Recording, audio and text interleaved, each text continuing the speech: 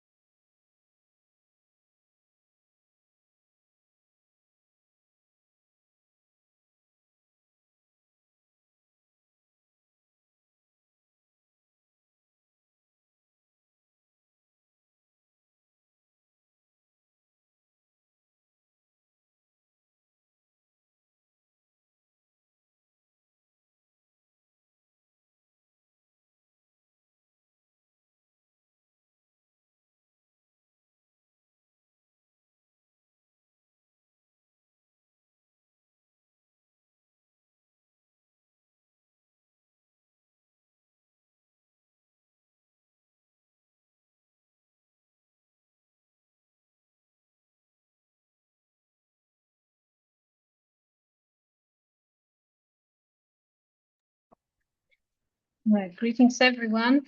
So this is the webinar, Libraries and Publishers, and we will hear four presentations today. Our speakers will be Jochen Rupp from Germany, Raisa Fedelina, Riki Setia Budi, and Ederina Demo. I hope I'm pronouncing it right. The first speaker would be Jochen Rupp. He studied information and library science at the University of Applied Sciences in Germany. He holds a master's degree in library science. He joined the German National Library in 2008 and was responsible for the support and further development of the German Union Catalog of Serials. Since 2012, he is head of the metadata domain and with his team responsible for access, distribution, and support of bibliographic and authority records via different interfaces and formats. He prepared the presentation together with Katharina Schöneborn, his colleague from the metadata domain. Shortly, I will give the floor to Jochen, just for your information. If you have any questions, and I strongly advise to have any questions because we will answer them after all 4 presentations, please put them in the Q&A section. If you put them in chat, we will still see them, but the proper place is the Q&A section. Thank you. Thank you very much, Eva. My name is Jochen and Katharina. Oh, I should join my slides. Is that right? Do you see my slides? I can see your slides, yes. Okay, thank you very much. My name is Jochen and Katharina has to take care of her child. So I will introduce you to the Deutsche Nationalbibliothek and the MVB GmbH and their shared history and joint metadata products.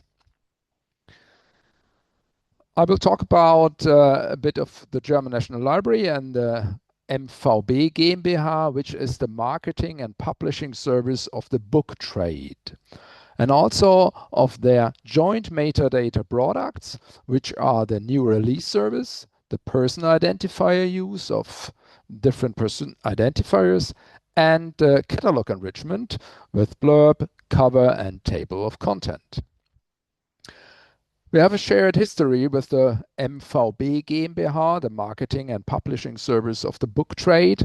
The Deutsche Nationalbibliothek, the German National Library, was founded 1912 in Leipzig in Saxony as Deutsche Bücherei by an initiative of the Börsenverein der deutschen Buchhändler zu Leipzig, which is a German book traders association of Leipzig. This is a bit special. Normally, national libraries are founded by the state. The German National Library was founded by an initiative of the book traders. The MVB GmbH, the marketing and publishing service of the book trade, was founded later in 1947 as a subsidiary of a company of the Börsenverein des Deutschen Buchhandels. This is the German Publishers and Booksellers Association. I will not go into what is our collection mandate as a national library because of the time. I will point out the first joint metadata product. This is the new release service. This is a screenshot of our webpage. The new release service is an advanced announcement and new public is a service for advanced announcements and new publications published by the DNB, which is the German National Library, based on records of the Verzeichnis lieferbarer Bücher, which means German books in print. So there's no descriptive cataloging by the German National Library. It started 2003 as a successor of the CIP, Cataloging in Print, you may know, service between 1974 and 2002. The VLB, the German books in print, nowadays holds about 2.7 million titles, expecting records in March 2026, and is the main metadata product of the MVB GmbH. This is the catalog for the booksellers when they can look up if this book is still available and in print. If you have a look at the web page, on the right side, you see the cataloging view of the VLB, and there's also a cover and so on.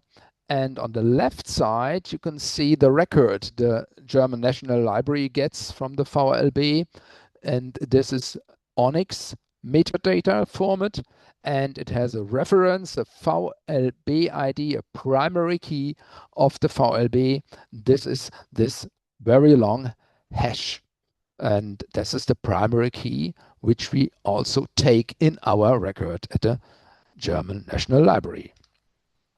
Then, if you take a look now at the systems of the German National Library, on the right side you have a screenshot of our OPAC, of our catalog of the German National Library. And behind this, there on the left side, there's a screenshot of our record in our database. We have a Picker database, which is an OCLC system. And there you find, logically, the VLB ID as a foreign primary key, which we got from the VLB. And you also got similar information and additional information we put into this record we got from the VLB. If you look to the statistics of the new release service, the primary records of the VLB later used as records of the Deutsche Nationalbibliothek Series A. These are the monographs and so on. And you see by the figures that we got, that we reuse the records of the VLB in about 75 or more % each year. So all this percentage are records we got from the VLB, from the booksellers, from the marketing services of the booksellers directly in our database, which all information and the ID as primary, respective foreign primary key in our database. So all these records must not be built up, must not be written in the Deutsche Nationalbibliothek. They are incoming by directory service every day. The second product I will point out, and I see I'm good in time, is the use of the person identifiers, which are hopefully known as ISNI or ORCID out of the science sector, or in Germany GND, which is gemeinsame Normdatei. We build up a consortium between the MWB, der Verwertungsgesellschaft Wort, which is the collective management organization in Germany for authors, for translators, for people who write. And we make this cooperation for introducing and support and development of person identifiers, because if a person has an identifier, it is identified not only by its characters of its name, it's also identified by an identifier, by a number, and so it's clear if there is the same name of a person, maybe in different publications or in one publication, there will be a clear identifying of the name, because it has in addition an identifier, which is the International Standard Name Identifier, which is ISNI, or the ORCID, the Open Research Contributor ID, which is similar or which is very popular for scientists and so on. And in Germany, Austria, and Switzerland, the GND, the Gemeinsame Normdatei Identifier, which is the Integrated Authority in Germany, Austria, and Switzerland. And because of this consortium, we used together these identifiers to identify persons who are authors, translators, and so on. If you have a look, these are screenshots again. On the left side, there is the MWB ISNI agency for Germany. Also, they made the VLB I showed you before. And on the right side, there's the introduction in why it is important for the publishers, if they made their record in the VLB, that please use the identifier of the persons for your authors and so on, and not only the name, so that in the process of the National Library and the Verwertungsgesellschaft Wort, which is the trader, or which is the licensing corporation, please use the identifier, the person identifiers, that the right person gets the money and that the right person is added to the publication. About 46% of the 2.7 million records in the VLB have till now an person identifier, which is ISNI or ORCID. This is huge. We started 2025. Then we have in the German National Library, in the bibliographic records, we have about 2 million records with an ORCID. We have about 75,000 with an ISNI. And in our authority record, in our own authority records, we have concordances to the ISNI and ORCID, and you see there are about 500,000 with an ORCID. So that we also can work with different person identifiers to identify one person in our system. The next one, and I'm really good in time. The next one and last one is the joint metadata products, the catalog enrichment, and we have a blurb, which we get from the VLB also. We have the cover, which we also get from the book traders directly, and we put it in just in time in our catalog. And the table of contents, there's an S missing, I saw. The table of contents we do ourselves. Every printed book which comes in will be digitized, and we put this in a PDF and do a we recognize the text in it by OCR, and we put it in our database, and everybody can look at it and use it. So we have a good continuation, a good chain between the VLB, the book traders, and the marketing organization and the German National Library. And I'm happy to give you a little sign of it. On the left side, you see again on the catalog, and on the right side, you see our self-digitized table of content. And on the second part, there is down the blurb, which is called Inhaltstext in Germany, and we got this from the publisher and marketing organization just in time. We have 1.7 million in bibliographic records featuring a blurb, which is provided by VLB. We have about 79% of featuring a cover, and the table of covers, a table of contents, this is right now with an S, about 5 million, which we do in our own, and it's still going on because we are still digitizing every new book and their table of content. Thank you very much. It's 14:18, and thank you for listening. Thank you, Jochen, for a very interesting presentation. Now we will welcome Riki Setia Budi, if I remember correctly. Riki is a staff member at the National Library of Indonesia, working on management and development of the national ISBN service. His work includes administering ISBN registration, managing publication metadata, and supporting the operation of INLIS, which is Integrated Library Systems, as the platform for publication data management. He previously worked in a community library and later served as a digital librarian at CNN Indonesia. His interests include digital asset management, library information systems, and publishing metadata infrastructure. Welcome, Riki. We are looking forward to listening to your presentation. Thank you, Eva. Greetings, everyone. Okay, let me start by sharing this real quick.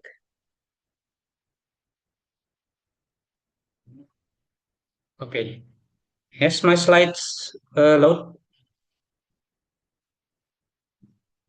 Yes, everything is working perfectly. Okay, thank you, Eva. Greetings, everyone. First of all, thank you, Ifla, for giving me the opportunity as a speaker in this webinar series. I'm very glad to be able to share what I have been working on for the past few years with my team. So today, I want to present about digital integration of ISBN service and cataloging workflow here in National Library of Indonesia. So let me start with ISBN service. In our institution, we me and my team, we manage ISBN service along with ISMN service under our under Bibliography and Cataloging Center. The center is responsible for several functions, which is ISBN and ISMN service, where I belong, and bibliographic control, CIP service or cataloging in publication service, and ISSN service. We also manage responsible for cataloging library materials obtained by National Library. Now, allow me to focus on ISBN service. Our digital transformation has taken place gradually over more than a decade. The initial development of the web-based application, ISBN application, began in 2012. Previously, we provided ISBN service through manual methods such as in-person submissions and facsimile. However, because Indonesia is a vast country consisting of thousands of islands, we needed a more accessible way for publishers throughout the country to submit their ISBN application. Hence, we developed this web-based application. Over the years, we observed that more and more publishers prefer using the application rather than submitting the request manually. That's why in 2018, we decided to make the entire ISBN service fully online. This change significantly reduced paperwork and made the application process more accessible for publishers throughout Indonesia, especially outside of Java Island, where our institution located. This decision also prompted us to focus more on continuously improving the application to keep pace with the evolving publishing industry. However, up to this point, this web-based application was still a standalone system used exclusively for ISBN services. But we do recognize the importance of integrating this application with the National Library system. So at the end of 2024, we managed to implement this integration, making the ISBN application an integral part of the National Library ecosystem. This integration allows us to submit information during ISBN registration to be reused efficiently throughout the bibliographic process. Next, the ISBN application itself currently consists of four main features. First is Publisher Dashboard, which provides publishers with all ISBN-related services through a single online account. Second is the Administrator module, which supports verification and internal processing by the National Library staff. Third is Real-Time Statistics, providing up-to-date statistical information about publishers and ISBN distribution. And finally, there's the search engine, which allows the general public to search ISBN records and access additional bibliographic information in our database. There are actually several other features, but they're considered secondary features. And since we don't have enough time for this webinar, I will focus only on these four main features. The first feature, Publisher Dashboard, serves as the main interface between publishers and the National Library. To utilize ISBN service and access this dashboard, publishers must first complete the registration process. This dashboard contains several menus. The first is new submission. This allows publishers to submit an ISBN application for publication. The second menu is submission data. This menu enables publishers to monitor the the processing status of their application by listing publications that are currently in the processing queue. Then, once an application has been approved by our team, the assigned ISBN will appear in the second menu, ISBN data. Publishers can download the ISBN barcode, cataloging in publication data, and also check the legal deposit status of their publication. And then the fourth menu is publisher profile. This menu contains the publisher information such as contact details and publisher identity. Also, on the landing page of the dashboard, there are also additional feature, which is the announcement section. where publishers can receive updates regarding the latest regulations and service-related information. So let me show you. This is what the publisher dashboard looks like. You can see the total number of ISBN assigned to the publisher, and next to it is the number of applications that are currently in QE. And then on the left side, you can see the menus I previously mentioned and the announcement section on the right below.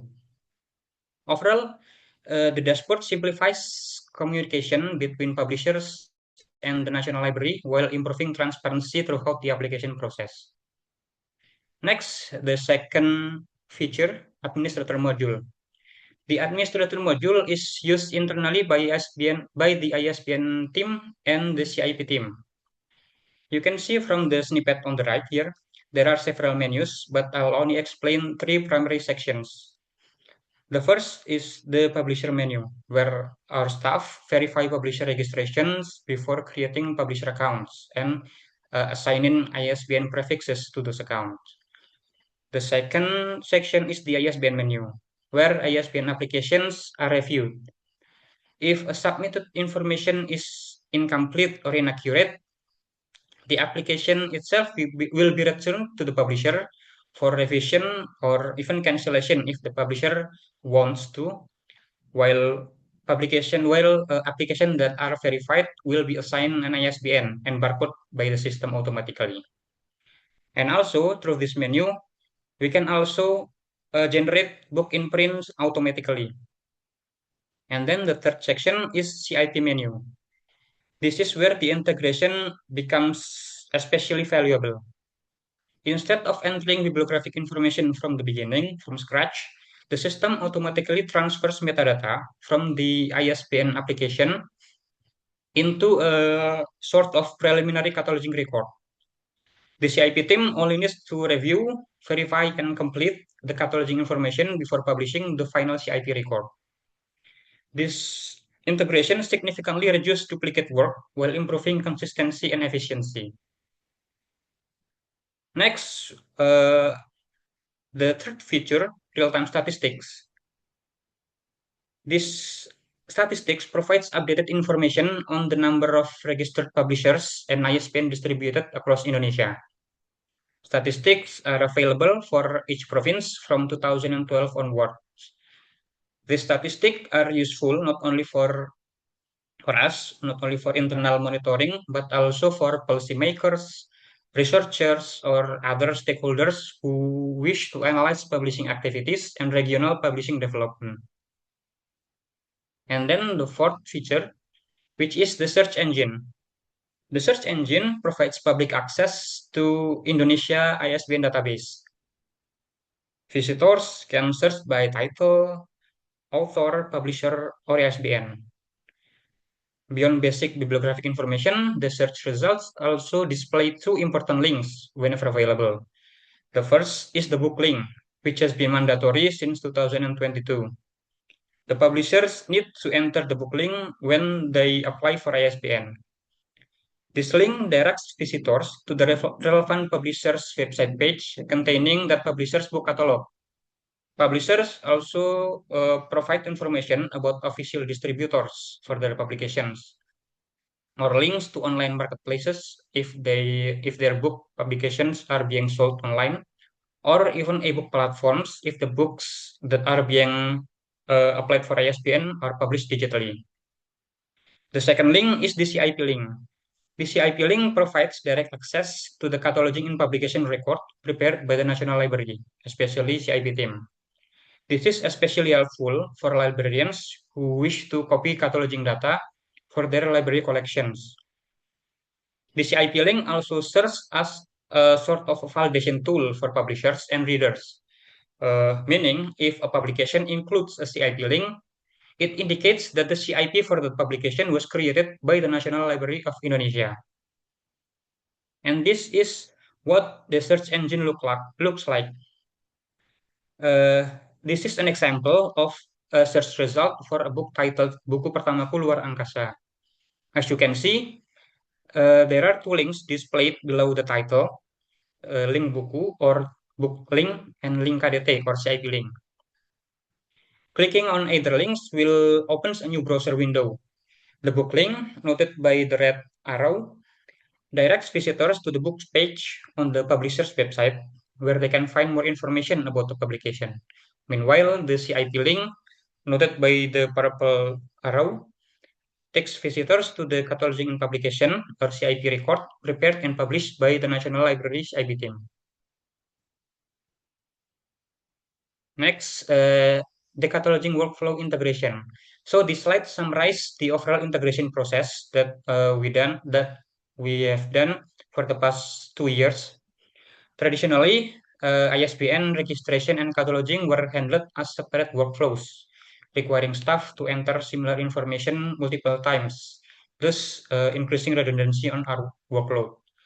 But with this integration, metadata submitted by publishers during ISBN registration automatically becomes the foundation for preliminary catalog. Catalogers no longer begin from an empty record. Instead, they review, validate existing metadata from preliminary catalog before publishing CIP. Once publishers fulfill their legal deposit by submitting copies of their publications, the cataloging team doesn't create new catalog record from scratch. They access the preliminary catalog that was generated during the CIP process and then review and revise it based on the physical item in hand, and then validate it to produce the final master catalog record. This master catalog serves as the foundation for several other library services. It is made available through the OPAC, National Library OPAC, or Online Public Access Catalog, and then the bibliography team can enrich it by adding library holdings information to create a bibliographic record that supports nationwide discovery. This integrated workflow reduces duplication, shortens processing time, improves metadata consistency, and enhances collaboration between ISBN service and cataloging service. In conclusion, the National Library of Indonesia has managed to integrate a simple ISBN service into an integrated bibliographic information system. That should be all for my presentation. Thank you very much for your attention. I hope this presentation has provided useful insights to you all. Thank you, and I will now return the session to Eva. Thank you so much. This was very interesting, especially the workflows. I hope we can get back to it. Now we will have our third speaker. We'll have our third speaker from Albania this time, Ms. Ederina Demo, who is a library and information science professional based in Albania, serving as head of the Studies and Qualification Department at the National Library of Albania. Her work focuses on cataloging standards, bibliographic control, and librarians' education and training. Her research interests include metadata standards, integrated library systems, and digital transformation of libraries. She is actively engaged in national-level professional training initiatives that promote innovation and the adoption of international standards. She is currently a member of the ISBD review group of IFLA. Her presentation is titled Cataloging and Publication, the CIP program, the Albanian case. I cannot see our speaker yet. Welcome, Ederina. You can join us now.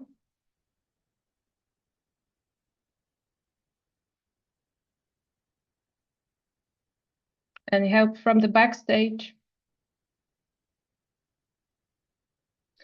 We could have some technical issues. So for the moment, Ederina missing.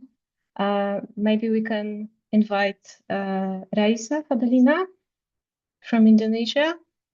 Is everything working there? Yes?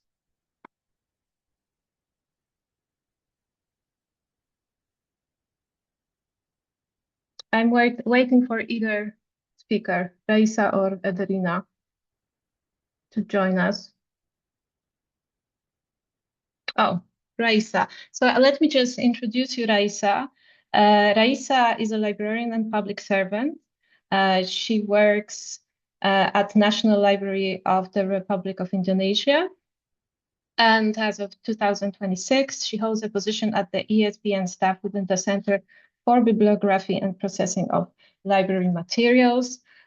She will present a presentation titled Requirements for ISBN Application in Indonesia. It's our second presentation from Indonesia. I'll give the floor to you, Raisa. Thank you for joining us. Okay, thank you, Eva, for your time.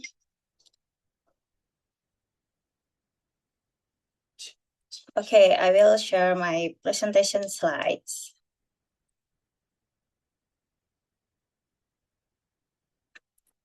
Okay.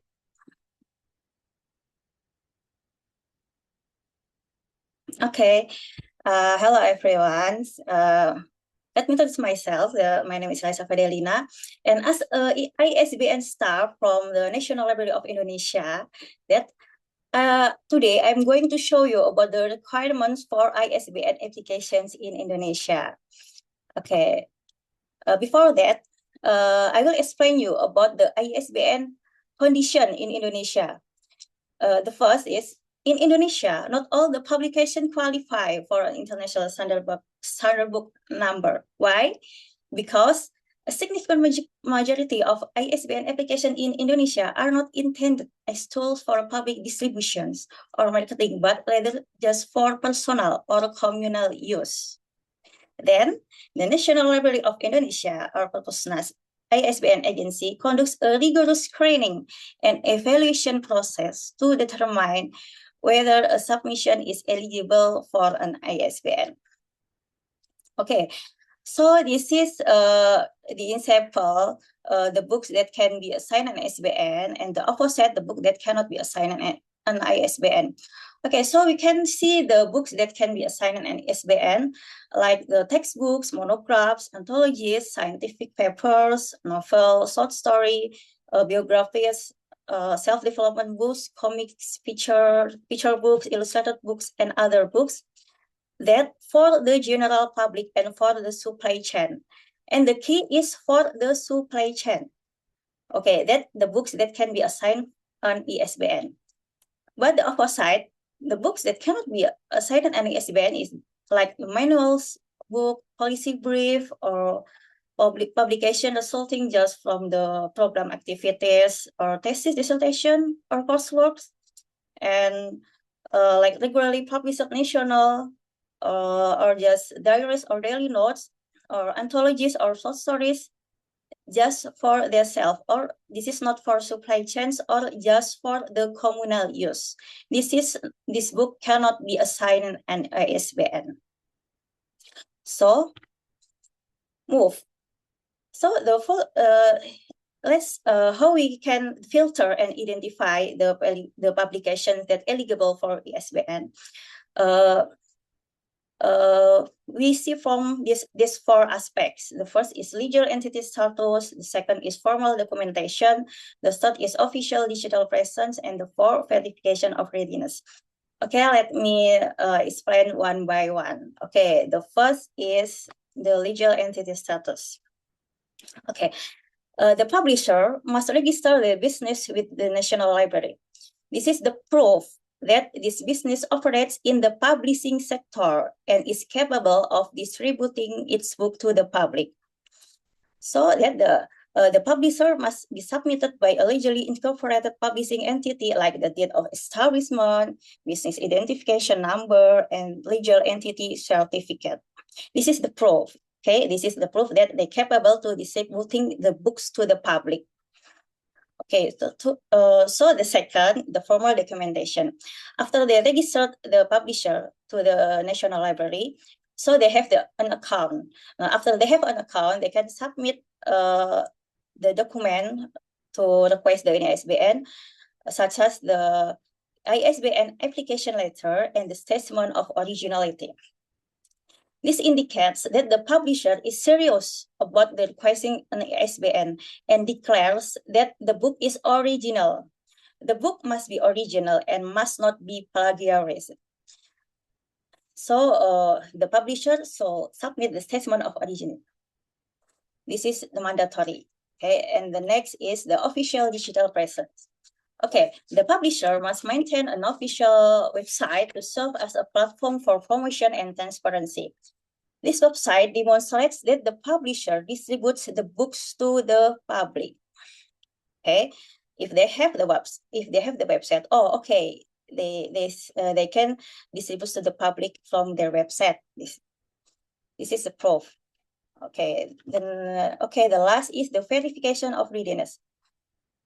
A complete dummy or a finalized manuscript layout must be uploaded as evidence that the book is ready for production. If the publisher attaches the complete book, they are ready to distribute it to the public. Okay, so yes, this is the conclusions.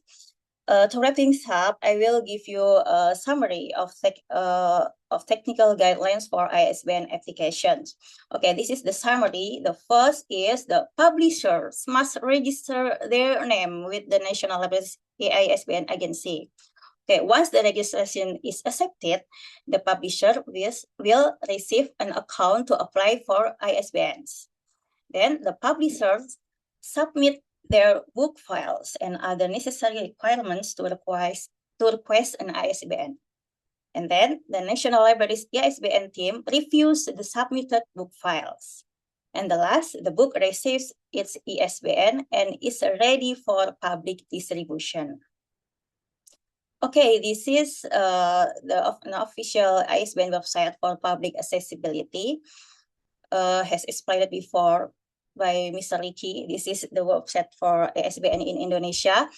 And the publisher, so after they log in for their account, they can fill the blanks. They can fill the blanks by the author, who is the author, the editors, and the covers, and etc. with this account. Okay, and the last, this is the online consultation sessions regarding this application criteria. To enhance understanding regarding ISBN applications, we provide online consultation and guidance. This event is held once a month. Okay. Yes, that's all for me. Thank you for your attention to my presentation. Thank you, Raisa. Thank you for your end. Yes. Thank you. We will see if we can invite our fourth guest. Okay. Oh, yes. Yes, I Okay. introduced you, Ederina, before. Thank you. So let's just go without Just further ado. Start. Let's do presentation. Thank you. Okay.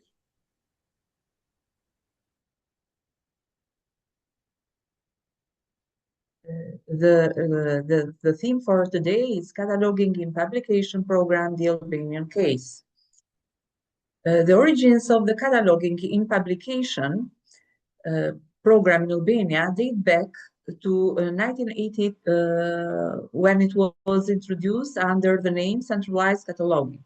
Its primary objective was to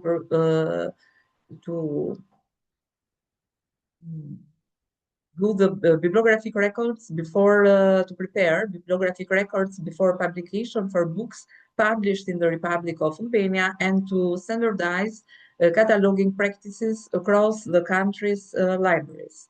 Since cataloging at that time was based on card cataloging, the CIP record printed on the last page of each book published, this enabled libraries to standardize bibliographic information directly into their catalogs, thus ensuring consistency in cataloging nationwide.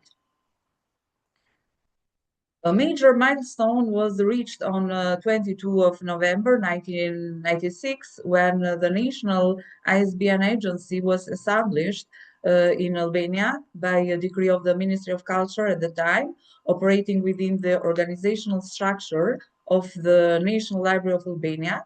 The agency is responsible for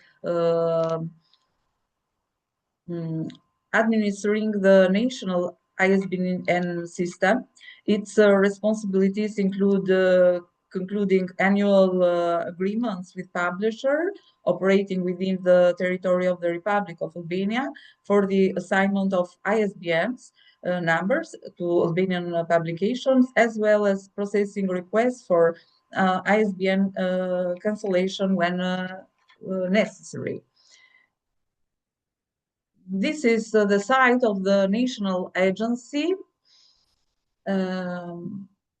to support the publishers. The National Library of Albania provides comprehensive guidance through ISBN user manual translated in Albanian language.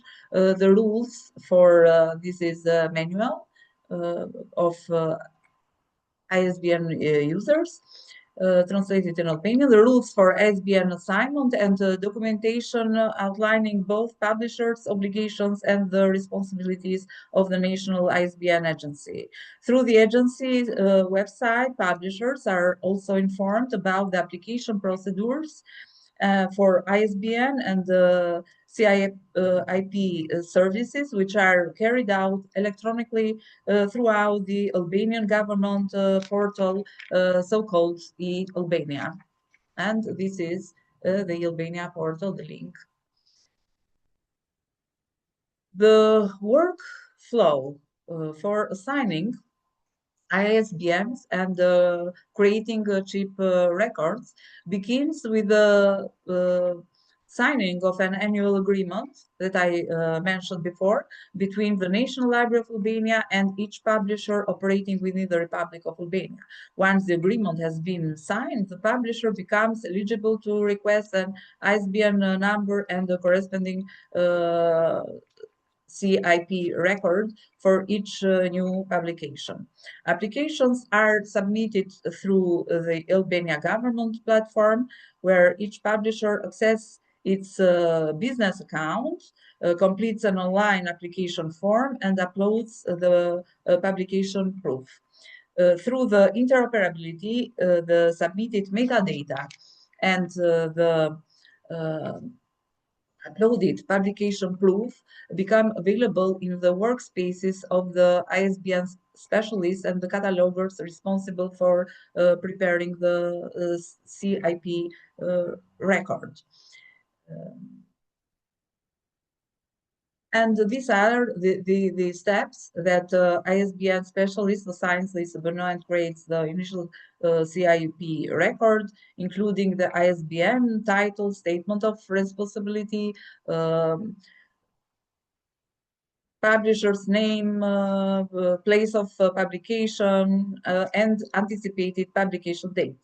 Catalogers enrich the CIP record by adding descriptive metadata, classification numbers, subject headings, and so on. The ISBN specialists deliver the record for the publisher through the remote signing service platform, which interact to Albania platform. The publisher incorporates the chip block typically on the last page of the book before publication. Throughout the process, the ISBN specialists and catalogers may communicate with publishers to verify bibliographic data, resolve metadata inconsistencies, and ensure the accuracy and completeness of the CIP record before publication. This is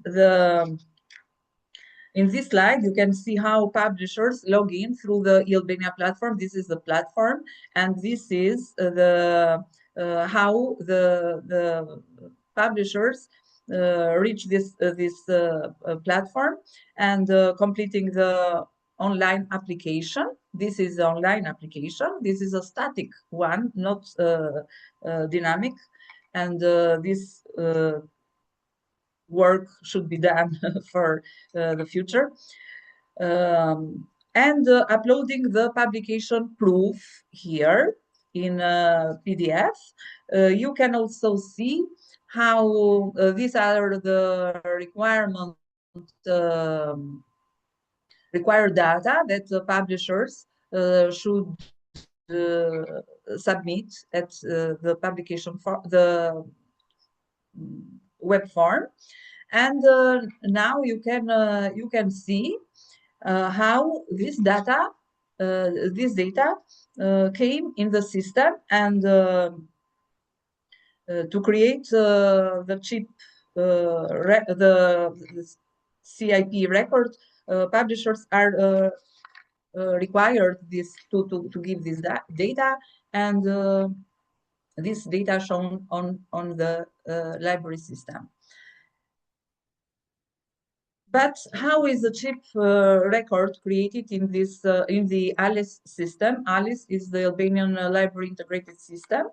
The process begins with the ISBN specialist selecting the publisher, selecting the publisher and assign the ISBN number. The specialist then click create chip, and this is the automatically opens the CIP template, allowing the bibliographic record to be created in the Mark 21 format. The record can subsequently be reviewed and edited by the catalogers, enabling the metadata to be refined and completed to ensure the highest possible quality and accuracy. It is important to emphasize that this service is provided to publishers within 24 hours. That is one official working day. And you can see a simplified view of CIP record from the system, together with an example of the record exported from the ALICE system in both Microsoft Word and PDF formats. The PDF version of the CIP record is the official document that is delivered to the publisher for inclusion in the publication before printing it. Some statistics.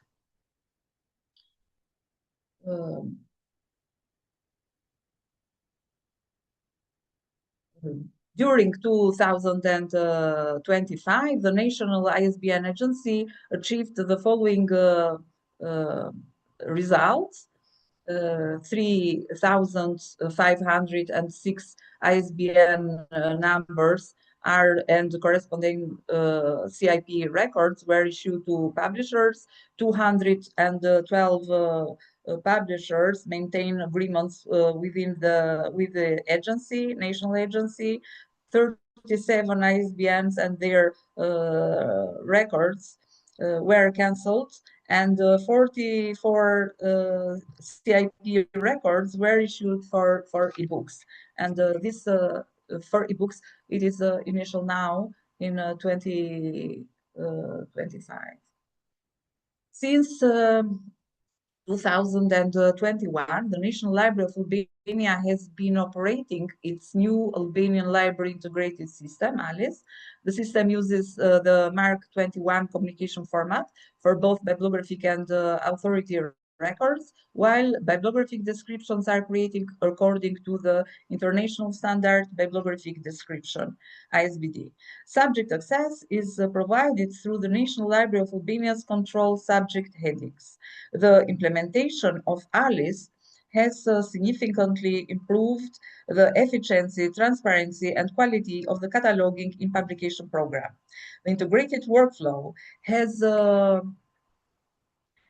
has simplified procedures for both publishers and catalogers, reducing processing time and contributing to the production of more accurate and consistent bibliographic metadata. Like any evolving service. However, the CIP program continues to face a number of challenges. One of the most common issues arise from incomplete or inaccurate information submitted by publishers. Application forms are sometimes filled in incorrectly, or the metadata entered into the online application does not correspond to the information presented in the publication proof. These inconsistencies may concern authorship, title statements, edition data, or other bibliographic elements requiring additional communication between publishers and catalogers before the CIP record can be finalized. A key challenge, therefore, is educating publishers to better understand bibliographic metadata and the correct presentation of information on the title page and its verso. Addressing this issue requires continuous training, guidance, and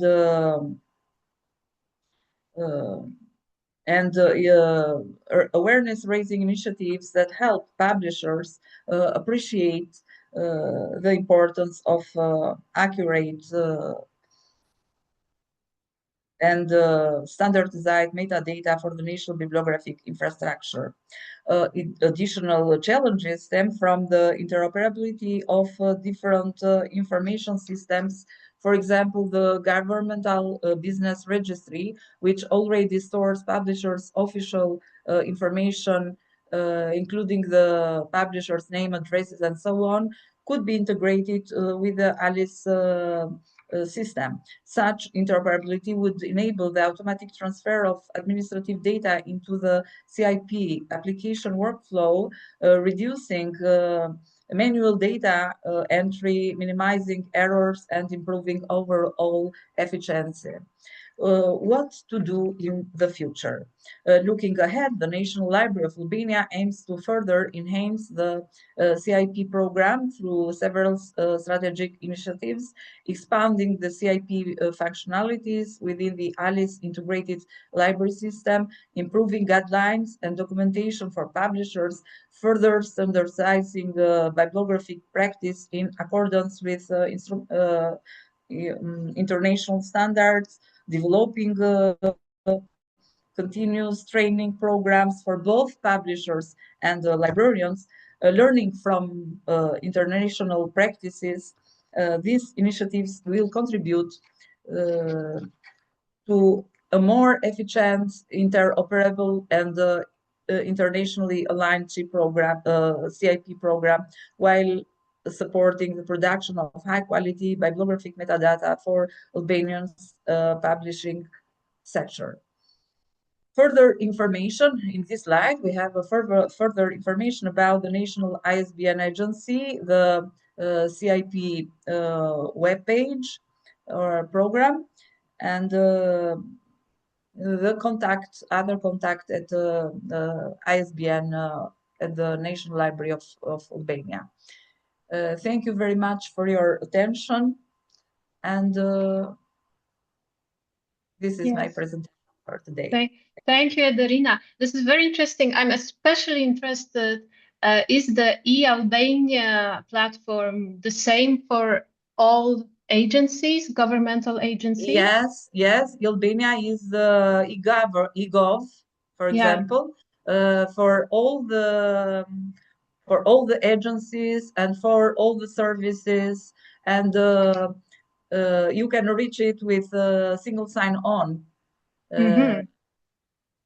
That is very efficient. I think that most libraries have their own systems. There are some problems with the internet or something else, but it is a good it is a good job done from government of Albania. Yeah, this is very interesting. So thank you. This takes us to the second section of our webinar today. I would like to invite all panelists now to a Q&A session. Meanwhile, I can introduce myself, as I will be speaking a little bit more now. My name is Eva Fabian. I work at the National Library of Poland. in Poland, we are currently suffering from a heat wave, so sorry for any problems associated with it. I'm a member of the bibliography section at IFLA, and we prepared this webinar together with Rihab Uf, who is the head of bibliography section at IFLA, and she works with Biblioteca Alexandrina. When we were preparing this webinar, we had in mind solutions to problems that arise from cooperation between the publishing industry and the library sector, which includes the national bibliographic agencies and other libraries. There are many challenges, and some of them are technological, and some of them can relate to organization and workflows. And we are very interested to hear what are the solutions around the world. And I think we achieved this result today. We heard about different solutions. So let me start this part of our webinar today by asking you, each and everyone from the panelists, how would you define the biggest challenge of this cooperation? What is the first thing that springs to mind when you think about solutions to cooperation problems? Maybe we can start in the same order as you presented with Jochen. In my opinion, it takes a very long time. To make it concrete, the discussions about making a cooperation with the Marketingverband des Buchhandels, publisher trading service, and the license organization started, as far as I remember, 2018. Then there was Corona, or COVID, as we call it, and we signed the contract in 2025. 2080, COVID between, and 2025. So that's a long way to the top. But nowadays it works. So I would say the making the contract with all the conclusions, discussions, and the heads is a very it's a hill you have to climb up. Yes. And when you were designing the solutions, do you know what was what any part of the process? By signing or the technical? No, designing, when you were planning. 2025. So from 2018 to 25. So it took us about 6-7 years to make the contract final. Yes. Yes. Parallel, there was the implementation on the technical basis, logically, but this long way is the ongoing process.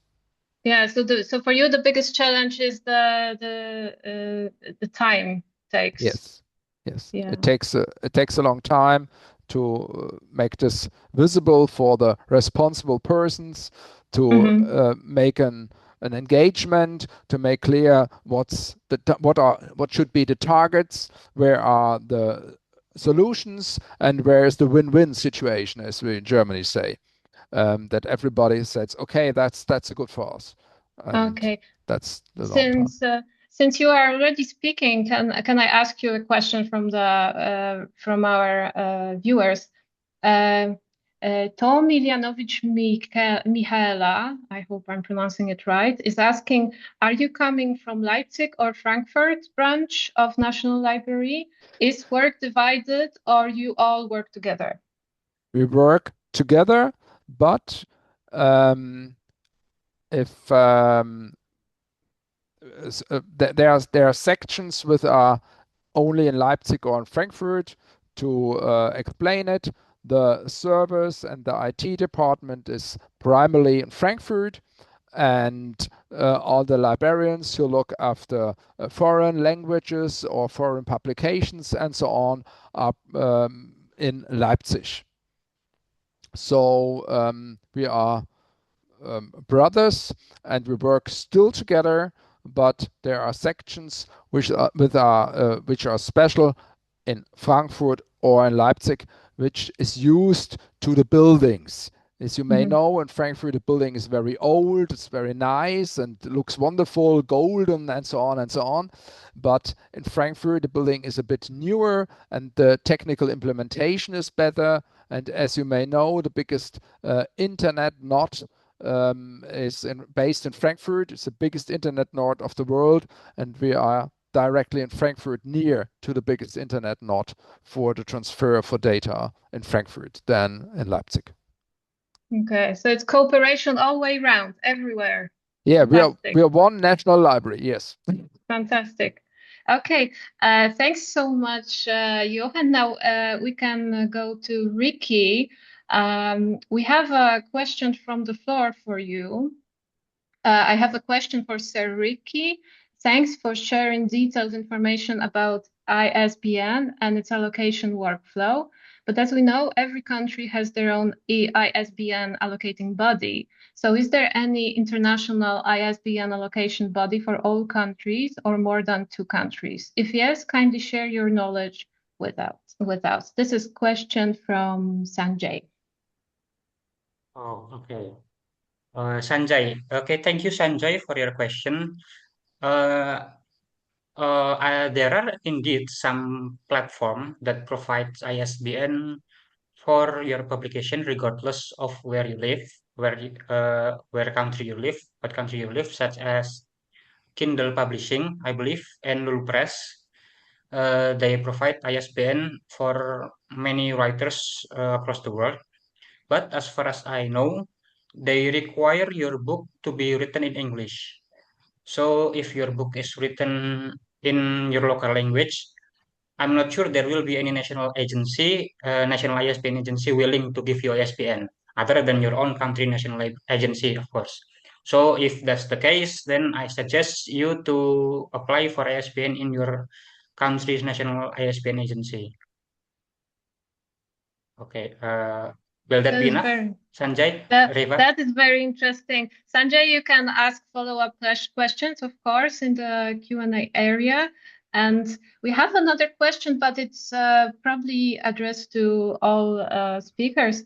In your opinion, what is the most important challenge and the greatest opportunity for improving workflows and digital tools in collaboration between libraries and publishers? Perfectly put. Thank you.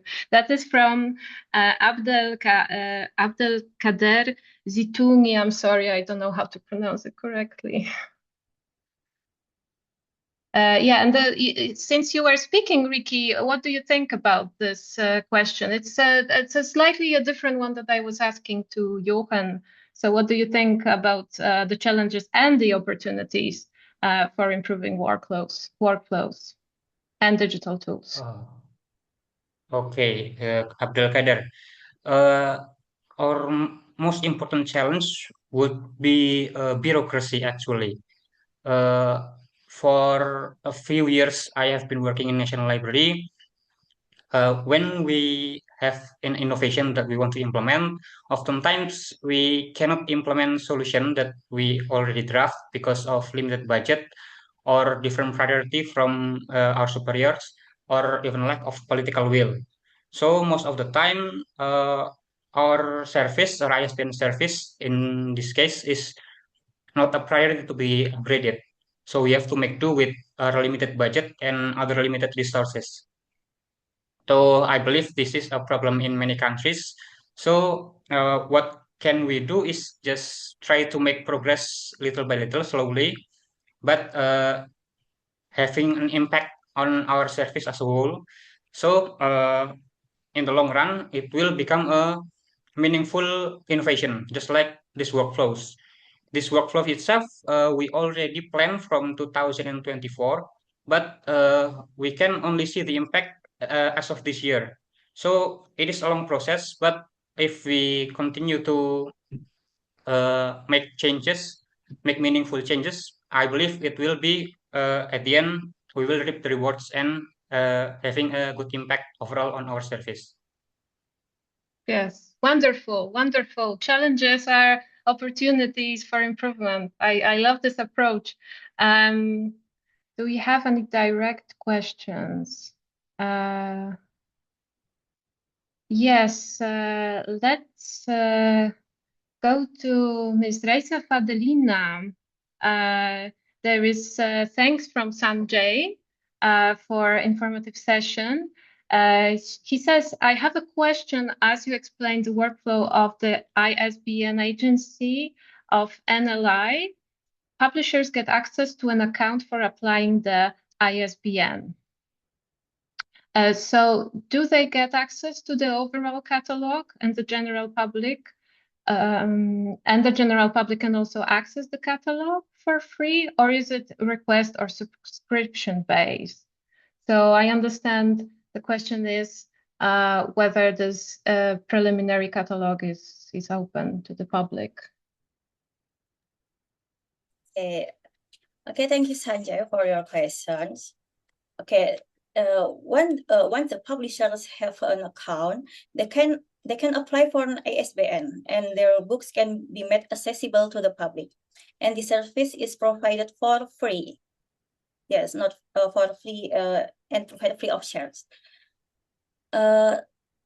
If you have account, you can submit the necessary documents for ISBN and not for the catalog, because the catalog is for National Library member. This is just for ISBN member, not National Library member. Okay, but you can access the catalog for free from National Library of Indonesia. Okay. Is it like an open access catalog or some service that booksellers, for example, can take data from, or does it require a login, or what does it look like? If the publisher they don't need to log in because they can access our websites and this is accessed for free. The account is just for that's for ISBN application. This is just for ISBN publication. If the catalog or other books, they can search from the online public access catalog. Okay. Okay, there are so many solutions. And what are your thoughts on challenges and opportunities from your perspective? Because everyone has a different perspective. What do you think is the core issue in the cooperation? In my perspective only, yes. Okay. Well, not only, but this is the best perspective. Okay. I think the biggest challenge is the difference in policy between book publishers and the library. Yes, the difference in policy. The library only assigns ISBNs to books that are sold or intended for public distributions, while publishers sometimes request ISBNs for their own private purpose. Therefore, we need to verify whether the book is generally intended for sale or public distribution, or whether it is not only for private use. In some cases, it can take a considerable amount of time to review and verify a single book in order to determine whether it is eligible for an ISBN. So this is... Yeah, we have a similar problem in Poland, actually, I think. So this is all very valuable. Thank you, Raisa. And now can we go to Ederina's presentation? I was really fascinated by this, the way you were able to implement your digital tools into the general infrastructure. But what are your thoughts on the important challenges and opportunities for improving workflows and digital tools? in collaboration between libraries and publishers. I'm using the question from Abdel Kader. This is it's greatly put in words. I think the equip is very important. When we designed something for publishers, we need to hear publishers, and if we need to design something for public, for users, of patrons of the library, we need to hear patrons of the library. I have the chance to have the opportunity to be in the group for designing the CIP program in National Library of Albania. And there are done a lot of things, but there are much more to be done. And for that reason, for example, I have analyzed the CIP program of the Library of Congress and some other libraries, and we can take the good and the good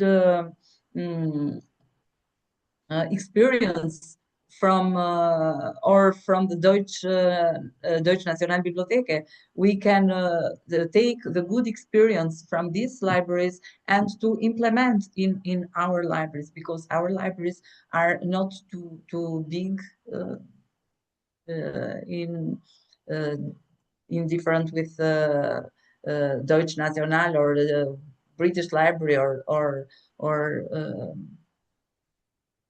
Library of Congress. The big libraries there. But we're all following we can take all the good things from these services and from these experiences to approach to them.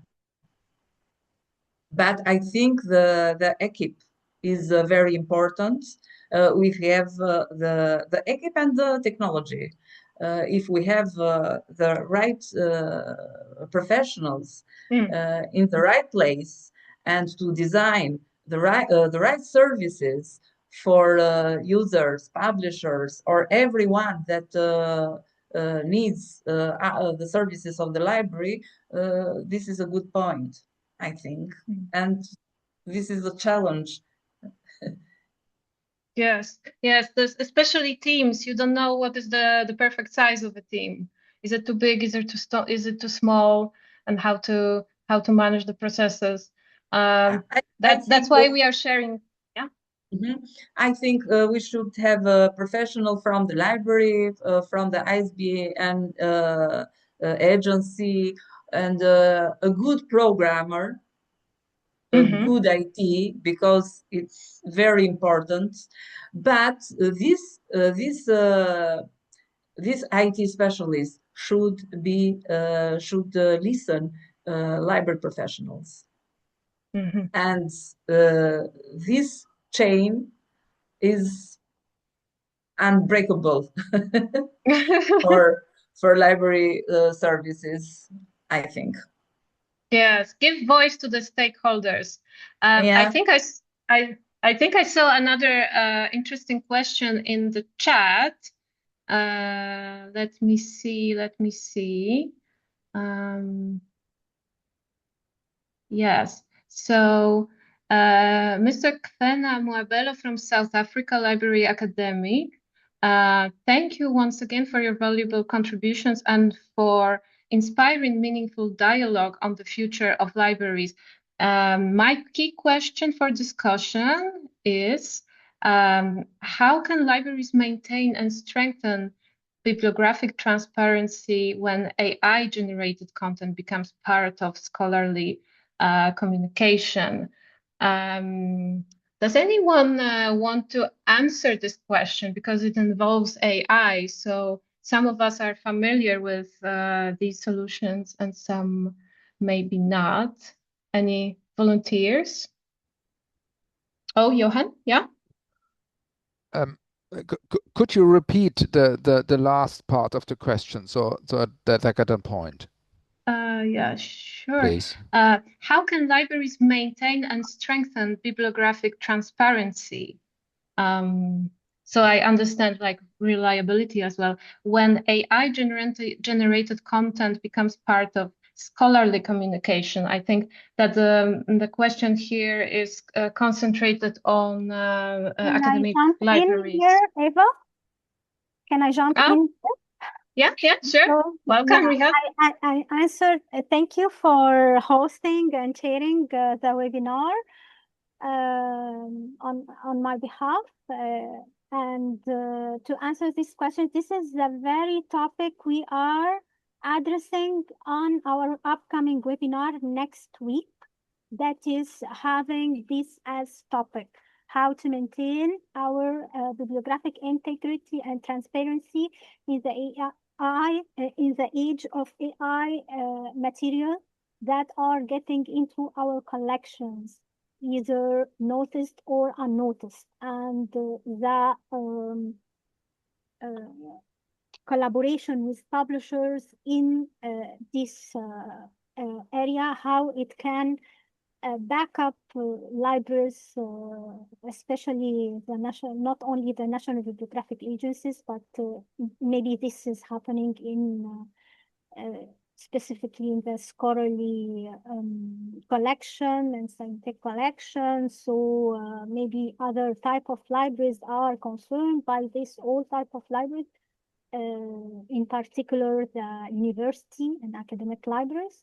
So we are going to see a special case of how this filter into their collection and how they manage to build a strong partnership in order to tackle this.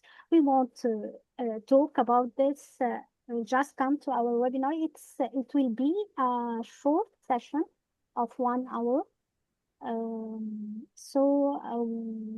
Like 30 minutes of presentation, and then 30 minutes of discussion and question and answer. We'll send a last reminders on the IFLA mailing list by tomorrow for this webinar. So make sure if you didn't register that you register and come join us for to explore these topics and insights around. Yes. So otherwise we've run out of questions. So I could try to answer the question. Well, like. I welcome you to still. So since you're here with us. As Rehab told or inform us, there are more aspects. So first aspect, in my opinion, there is no publication anymore which is not made with AI. So if it's translated, if the spelling correction or so on, AI is included in every publication. So a library could not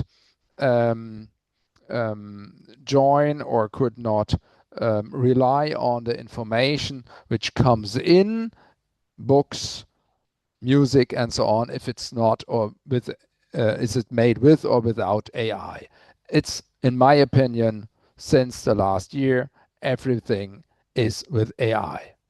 So another point is, in former days, a library starts to be visible in the search engines and their answers. So if you use a search engine and you get the answers back in a list, you as a library, you're engaged to be in the first 10 or 5 numbers of the line to be seen. So if the search engines in the next years would be transferred into AI agents, which will happen.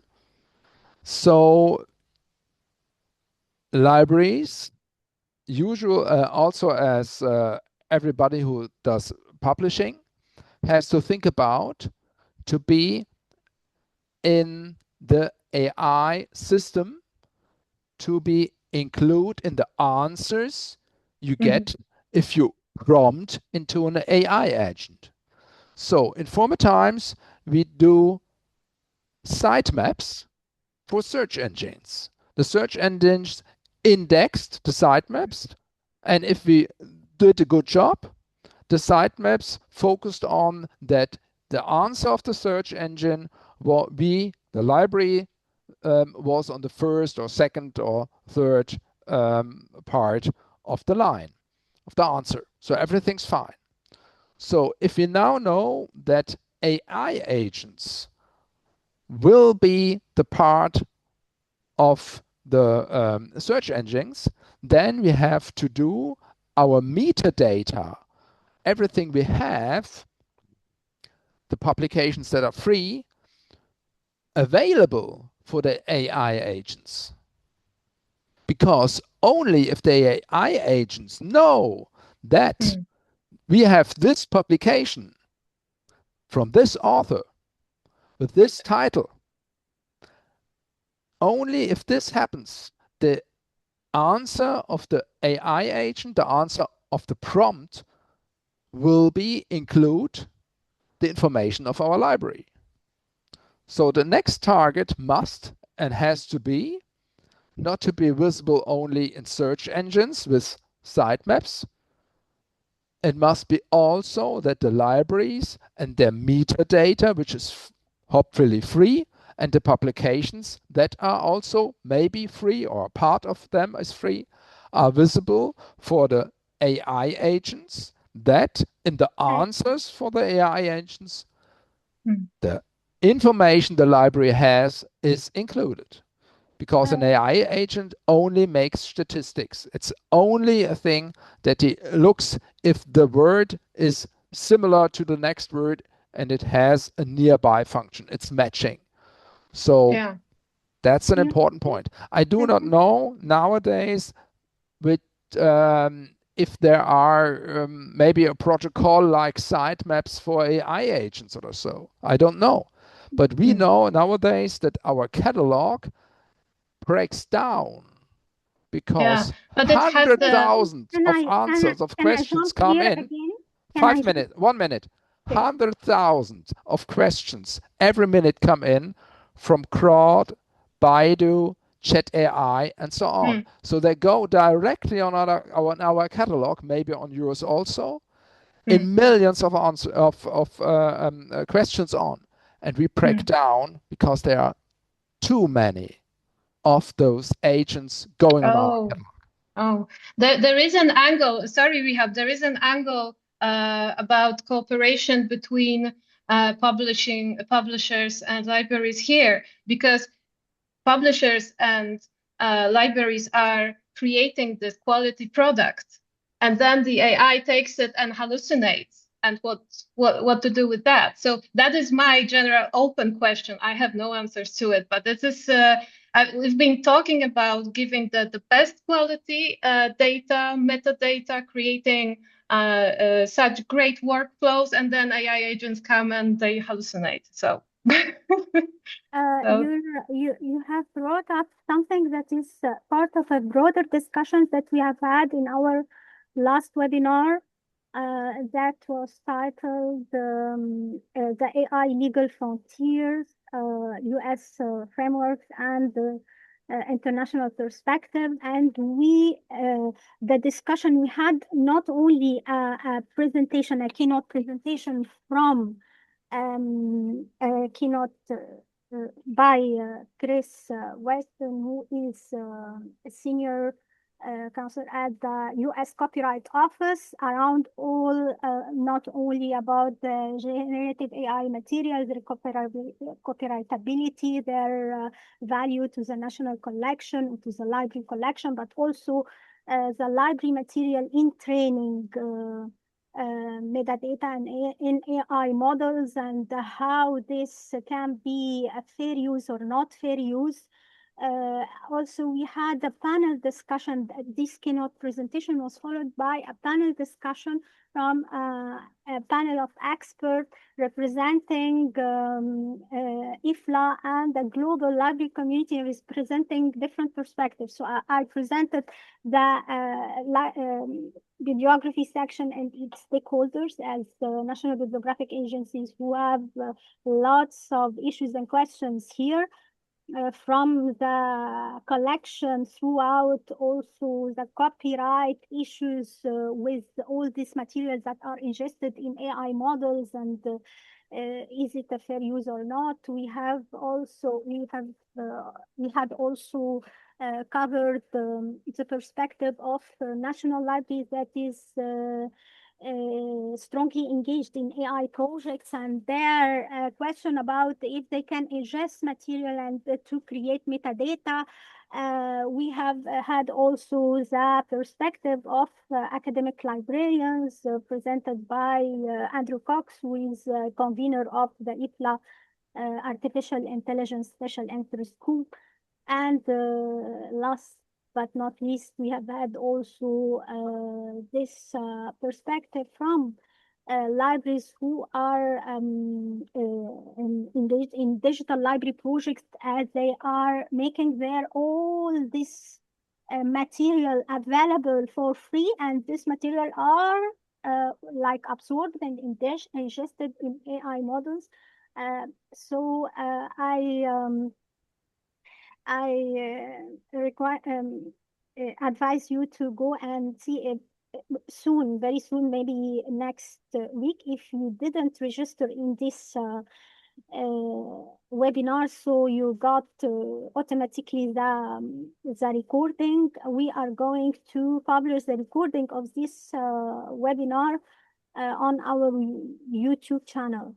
So Great. yeah. I missed it. I was on holiday, so I missed it, but it will be great to hear it. And it was great to hear all of our panelists today. Thank you so much. Thank you so much. It was very, very interesting, the multifaceted approaches, and we discussed several digital tools and ways of cooperation. I think the webinar is a success. Thank you so much, and thank you to all our viewers who stayed until now. We have still 45 viewers. There were much more before, but well, we just past our closing time, so we should be end the webinar now for attendees, and I must thank you all for joining us today for this webinar that drew on a very important angle, that is the cooperation and the partnership, evolving partnership between libraries, especially the national bibliographic agencies and the publishers. And thank you, and hope to see you next week with